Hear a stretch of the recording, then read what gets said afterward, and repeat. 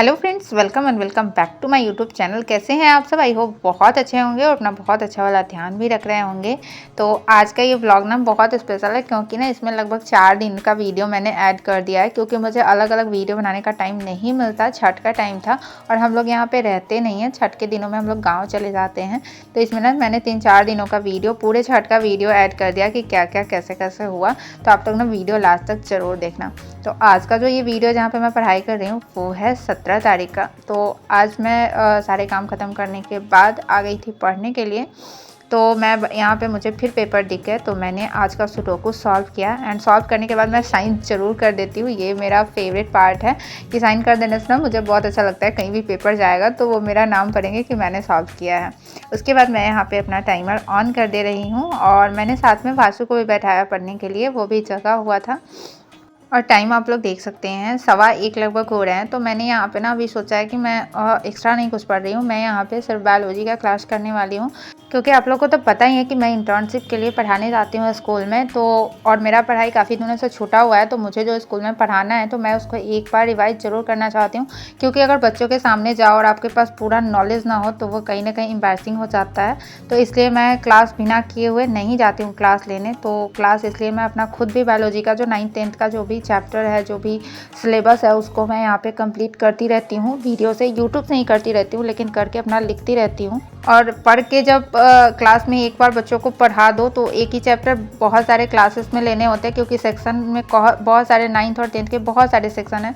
तो वो ना पूरा तरह से ना कंप्लीट हो जाता है चैप्टर। बिल्कुल भी मुझे तो मतलब बहुत अच्छा लग रहा है अभी क्लास लेना।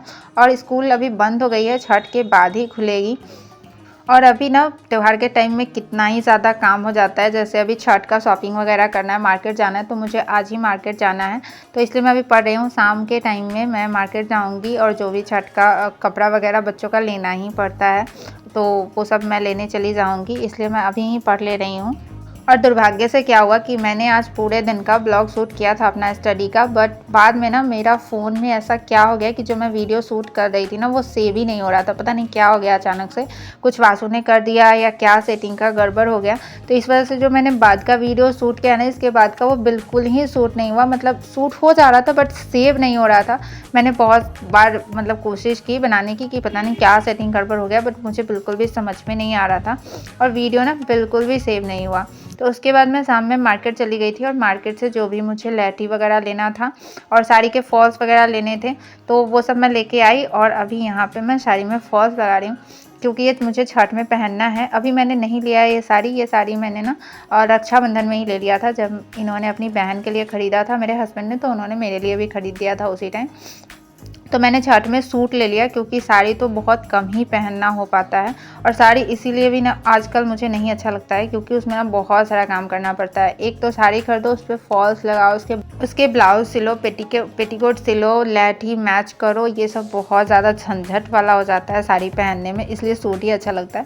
लेकिन जब ससुराल जाना होता है ना तो ससुराल में थोड़ा साड़ी ही अच्छा लगता है और मेरी सासू माँ को थोड़ा साड़ी ही पसंद है। तो मैं भी सोचती हूँ कि 2-4 दिन के लिए तो ससुराल जाती हूँ तो सासू माँ का मन रख ही दिया जाए। तो ये वाली साड़ी में मैं फॉल्स लगाऊंगी अभी। और इसके ब्लाउज भी सिलने हैं। पेटीकोट मैं नहीं सिलूंगी क्योंकि इस कलर के मेरे पास पेटीकोट हैं तो इसलिए नहीं सिलूंगी, लेकिन ब्लाउज अभी सिल नहीं पाएगा। लेकिन कितना भी कम साड़ी लेती हूँ ना, मुझे साल में 2 साड़ियाँ खरीदनी पड़ ही जाती है क्योंकि मैं एनिवर्सरी में ना सूट लेना पसंद नहीं करती, मैं साड़ियाँ ही ले लेती हूँ अपने एनिवर्सरी में। साड़ियाँ मुझे पसंद है, बहुत पसंद है पहनना और पहनने के बाद बहुत अच्छा भी लगता है, लेकिन बस उसको संभालना मुश्किल है ना, इस वजह से मैं साड़ी नहीं पहन पाती हूँ। यहाँ पे मेरा हो गया है फॉल्स लगाया हुआ, तो इसको मैं अभी फोल्ड करके रख दूँगी। और साथ में ना इसको मैं थोड़ा सा ऐसे कर करके देख भी रही थी कि मुझ पे कैसा लगेगा क्योंकि मतलब ये साड़ी मुझे बहुत पसंद है। उसके बाद ये है 18 तारीख का वीडियो, यानी कि जिस दिन नहाए खाया था छठ का। तो उस दिन ना मेरे मायके में छत का ढलाई होने वाला था, तो ये मेरे लिए एक सपना जैसा ही था जो पूरा हो रहा था। और मायके में मेरी दादी अभी तुरंत गुजरी हुई हैं तो साल भर तक कुछ भी नहीं करते हैं, इसलिए मेरे मायके वाले में से किसी को भी ना कुछ भी पूजा वगैरह नहीं करना था, तो ये काम मुझे ही करना था। और मैं सच बताऊं तो मैं यहाँ पे बहुत इमोशनल थी, क्योंकि ये मेरा सपना था कि मायके में मेरे शहर में भी घर हो। क्योंकि जब भी मुझे मायके जाना पड़ता था ना, तो मायके का गांव लगभग 40 किलोमीटर दूर है और जाने में बहुत दूर पड़ता था। और शहर में मैं रहती हूँ और शहर में ही ये घर लगभग मुझे 20 मिनट लगेंगे आने में। तो जब भी मिलना होगा ना, मैं जल्दी जल्दी आ जाऊँगी। और ये एक सपना आज से 6-7 साल पहले भी था कि अगर 6-7 साल पहले अगर घर बन जाता तो मेरी शादी नहीं होती। और क्योंकि आप लोगों को तो पता ही है कि जो मिडिल क्लास फैमिली होती है उनके पास जो भी पैसे होते हैं ना, वो बहुत सोच समझ के होते हैं। या तो लड़की की शादी के लिए रखे होते हैं या घर बनाने के लिए होते हैं, वो सेपरेट पैसे रखे होते हैं। तो वो सोच समझ के कोई काम वहाँ पे किया जाता है कि अभी मुझे घर बनाना है या लड़की की शादी करनी है। तो इस वजह से थोड़ा सोचने समझने में जो भी सही लगता है वैसे काम करते हैं लोग। तो उस टाइम शायद मेरी शादी ही सही लगी, तो मेरी शादी हो गई। और आज लगभग मेरे शादी को 5 साल हो गए हैं और अब घर बनना स्टार्ट हुआ। 1 साल हो पहले ये स्टार्ट हुआ है और ढलाई का काम अब हो रहा है। तो करनी पूजन मेरे ही हाथों से लिखा हुआ था छत का, तो वो पूजन मैंने किया और बहुत अच्छा लगा। मतलब बता नहीं सकती। यहाँ पे मेरी मम्मी आई थी तो साथ में दादी का फ़ोटो लाई थी, क्योंकि मेरी दादी का भी सपना था कि घर बन जाए। और उन्होंने अपने सामने ही घर का नींव डलवाया था और जो भी काम हो रहा था, लेकिन परिस्थिति कुछ ऐसी हो गई, दादी रही नहीं।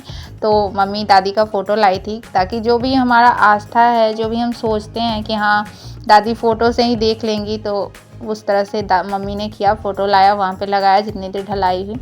उसके बाद ये वीडियो है खरना के दिन का। तो हम लोग खरना के दिन गाँव गए और वहाँ पे जो खरना के दिन का रोटी खीर बनता है, तो रोटी तो मेरी माँ बना रही थी, यानी कि ये सास है मेरी। तो रोटी माँ ने बनाया, जितना भी प्रसाद के लिए काम था। बाकी बची रोटियाँ मैंने ही बनाई। अब तक जितने भी खरना का रोटी होता था ना, वो मैं ही बनाती थी। लेकिन इस बार क्या हुआ कि हम लोग ना थोड़ा लेट पहुँचे, क्योंकि बहुत सारे सामान ना मतलब जो नहाए खाए के दिन ढलाई हुआ, तो उस दिन पूरा दिन मैं मायके में रह गई थी, तो बहुत सारा सामान नहीं खरीदा था। तो वो खरना के दिन खरीदने की वजह से हमें लेट हो गया गाँव पहुँचने में।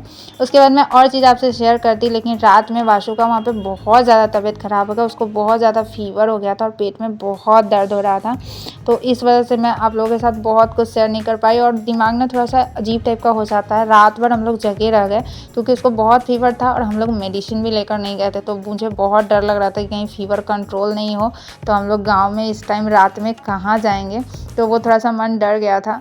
और हम लोग ना उस टाइप के ब्लॉगर अभी मैं बनी नहीं हूँ कि हर चीज़ मैं रिकॉर्ड नहीं कर पाती हूँ। कहीं कहीं मुझे थोड़ा अच्छा नहीं लगता है, तो मैं वहाँ पे रिकॉर्ड नहीं कर पाती हूँ।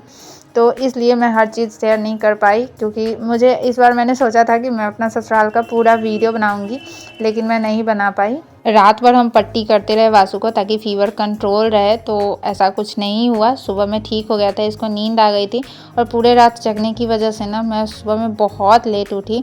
और तब तक मेरी जेठानी थी, तो उन्होंने कुछ प्रसाद बनाया हुआ था, आधा प्रसाद उन्होंने बनाया हुआ था, क्योंकि वो सुबह जग गई थी और मैं थोड़ा लेट जगी थी। तो जब बाकी प्रसाद बचा हुआ था, वो मैंने और मेरी माँ ने मिलकर बनाया। यहाँ पे ना आप लोग आंगन में पीछे बहुत सारा सामान बिखरा देख रहे होंगे। तो दिवाली की सफाई ना माँ से उतनी हो नहीं पाती है, क्योंकि वो बस अपना खाना बना के खा लेती हैं, वही बहुत है। और मज़दूर बिल्कुल भी नहीं मिलते हैं यहाँ पे, बिल्कुल ही नहीं मिलते हैं करने के लिए। तो इस वजह से ना वैसे ही रह गया और हम लोग तो आ ही नहीं पाते हैं।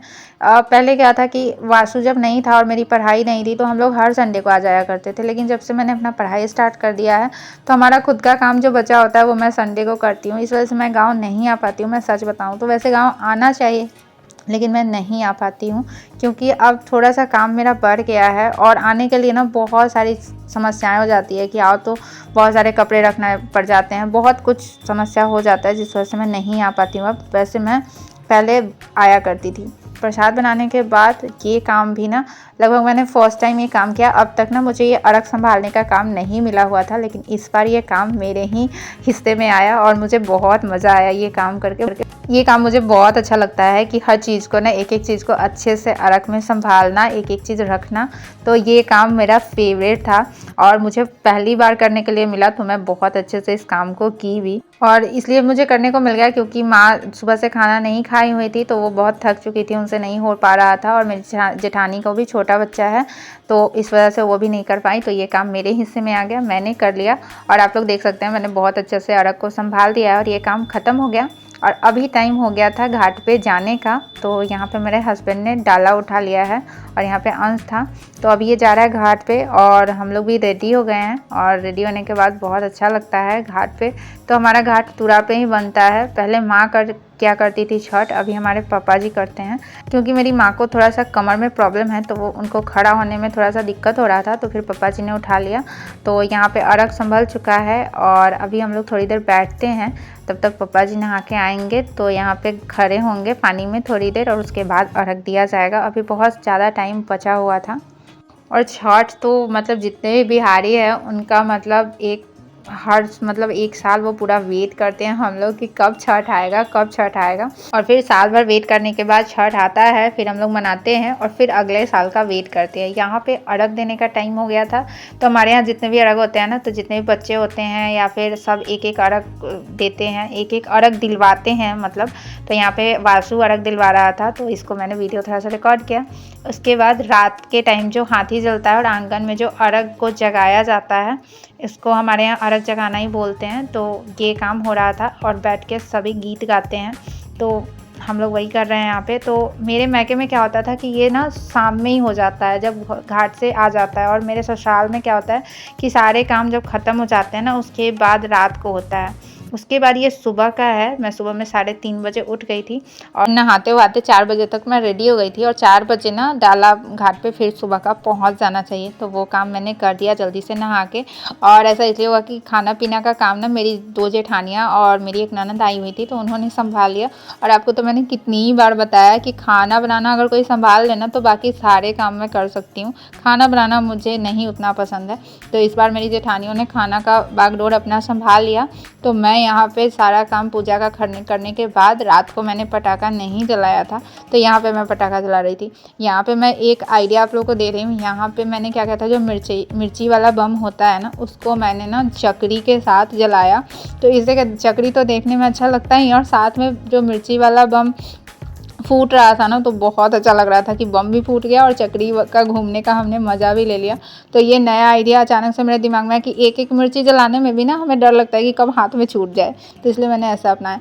यहाँ पे हम लोग गीत गा रहे थे। मुझे गीत आता नहीं है, गाने आता है लेकिन मुझे गीत याद नहीं रहता है, तो इस वजह से ना मैं सबके साथ गा रही थी। और आपको मैं ना यहाँ पे थोड़ा सा अपना गाना सुनाती हूँ कि कैसे मैं गा रही थी। छठ का गाना तो सच में एक अलग ही खुशी देती है, एक अलग ही प्रकार का अच्छा लगता है छठ का गाना।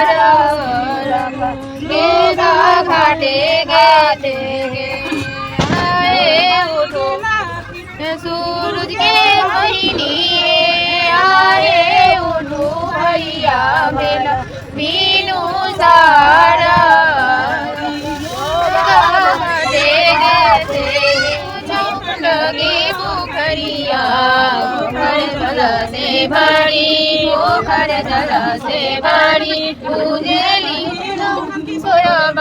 गीत वगैरह ख़त्म होने के बाद यहाँ पे हम पापा जी अर्घ देकर जब बाहर निकले, तो हम लोग उनका पैर धो रहे थे। यहाँ पे मैं और वासु धो रही थी।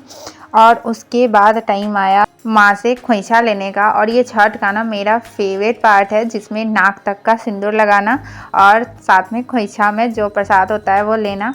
तो नाक तक का सिंदूर तो पूजा पाठ में ही लगता है और मुझे बहुत अच्छा लगता है इस तरह से सिंदूर लगाना। और ये मेरा सच में बहुत फेवरेट है, मुझे बहुत पसंद है। और इसका मैं वेट करती हूँ कि अब नाक तक का सिंदूर लगेगा और साथ में खोइछा मिलेगा। मेरे यहाँ ये चीज़ आंगन में होता है, लेकिन मेरे ससुराल में ये चीज़ घाट पे ही हो जाता है। तो अभी मैं वही हो रहा है, मैं खोइछा ले रही हूँ। और इसी के साथ मैं ब्लॉग को भी एंड कर रही हूँ। ब्लॉग कैसा लगा कमेंट करके ज़रूर बताइएगा। अच्छा लगा तो लाइक कीजिएगा। चैनल पे नए हैं तो चैनल को सब्सक्राइब कर लीजिएगा। छठ अब ख़त्म हो गई है, तो अब हमारा भी टेंशन ख़त्म हो गया है। हमें अब सिर्फ पढ़ाई पे ध्यान देना है। तो चलिए मिलते हैं नेक्स्ट ब्लॉग में।